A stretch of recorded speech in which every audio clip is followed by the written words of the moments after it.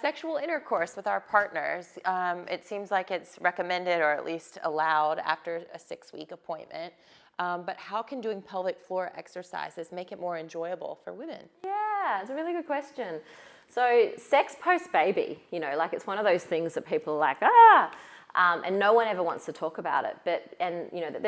There's a few good reasons. So I'm just going to use this opportunity to say that about 50, depending on what study you look at, 50 to 60% of women post-baby will have pain, and so they start to avoid intercourse. And so what I'm always an advocate of is I try and get all my women to kind of try and have intercourse by around 4 months post-birth, because the pelvic floor and intercourse, they play into each other. And so if you've got a strong, not necessarily strong, but a well-functioning pelvic floor that can contract and relax, then it's going to improve pleasure during intercourse, because that's what actually has to happen in an orgasm. Yes. The pelvic floor muscles contract and relax. And if you have muscles that don't have very good innervation, so they're still having a good old sleep since kind of birth, and you haven't fired them back up again, then actually kind of in intercourse, or you're trying to kind of send messages there and trying to enjoy it, but what happens is those muscles are just a bit like, they're still having a snooze, and so they're not going to be able to have a really good kind of orgasm.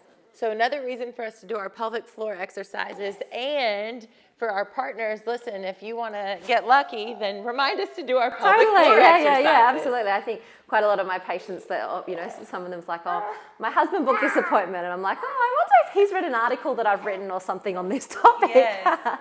Well, it seems silly that it's a taboo topic, because it's so important. I mean, I think, marriages that are successful, intimacy is very important. It's so you don't important. want it to go out the window. It's so important, and vice versa. By having intercourse, it actually helps improve pelvic floor function too. And so, yeah, there you go.